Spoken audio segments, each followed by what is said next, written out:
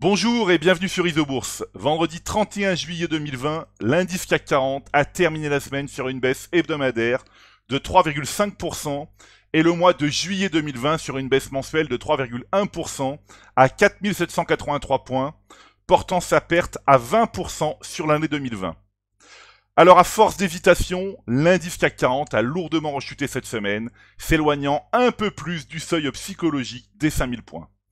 À moyen terme, l'indice principal de la bourse de Paris est mal orienté depuis le croisement baissier des courbes de pression Isobourse 5 et 20 mois, validées fin février 2020. Malgré une tentative de redressement, force est de constater que la courbe de pression Isobourse 5 mois a repris son orientation baissière en cette fin juillet 2020.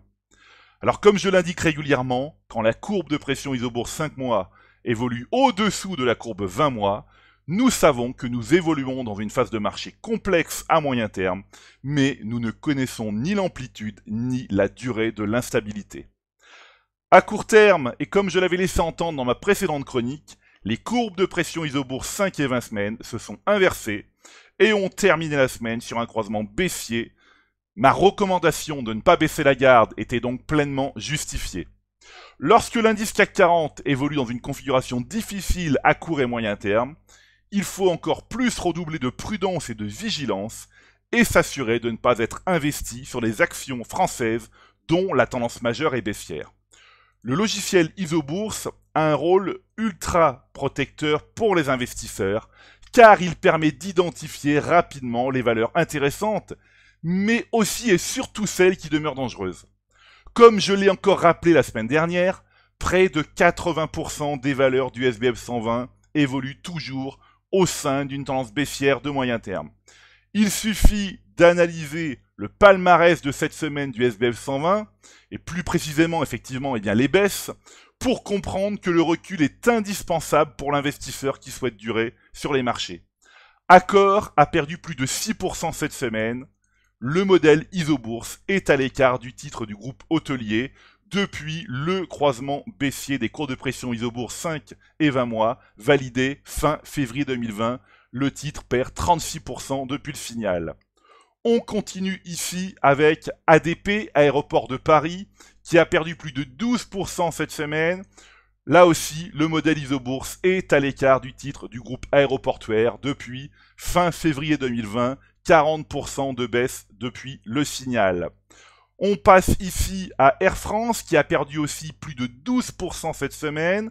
Et bien là aussi, sans surprise, le modèle Isobourse est à l'écart depuis janvier 2020, 58% de baisse depuis le signal. Alors là, on va s'intéresser maintenant à AK Technologies. AK Technologies qui a perdu près de 30% cette semaine. Là aussi, le modèle Isobourse est à l'écart du titre du groupe de prestations de conseil en technologie depuis le croisement baissier validé en février 2020, 65% de baisse depuis. Il est recommandé de rester à l'écart des valeurs dont la tendance majeure est baissière, c'est-à-dire dont les courbes de pression Isobourse 5 et 20 mois sont baissières. A l'inverse, on voit ici que Biomérieux a gagné plus de 6% cette semaine. Eh bien, sans surprise, Biomérieux, le modèle Isobourse est positif à moyen terme depuis le croisement haussier des cours de pression Isobourse 5 et 20 mois validé en juillet 2019. 80% de gains depuis le signal. Alors pendant ce temps, pendant que justement le marché français baisse et subit effectivement des fortes baisses sur certaines valeurs, comme on a pu le voir, des plus hauts ou des records historiques surviennent sur le Nasdaq, sur l'indice phare des valeurs technologiques.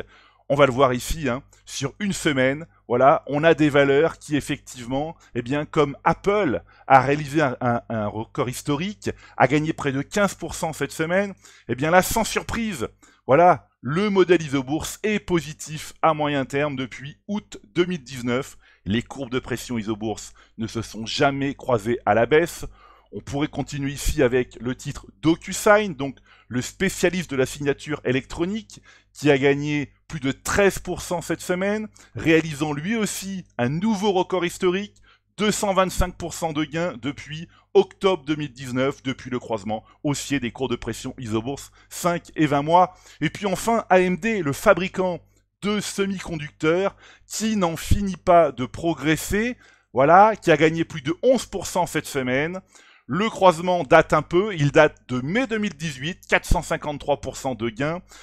Celui qui veut réussir à générer du profit dans un portefeuille doit garder les lignes qui progressent, c'est-à-dire garder les lignes dont les courbes de pression Isobourse 5 et 20 mois sont positives, puisque en général, eh bien, ce sont 1, 2 ou 3 ou 4 valeurs qui font la plus-value en fait annuelle d'un portefeuille. Mais il faut être capable de les garder, donc il faut avoir un mental fort pour être capable de réaliser, ou plutôt de pratiquer ce genre d'investissement.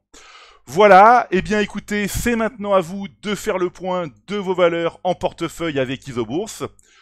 Je vous souhaite de bonnes vacances et vous donne rendez-vous fin août 2020 pour ma prochaine chronique. D'ici là, eh bien restez avec nous sur Isobourse.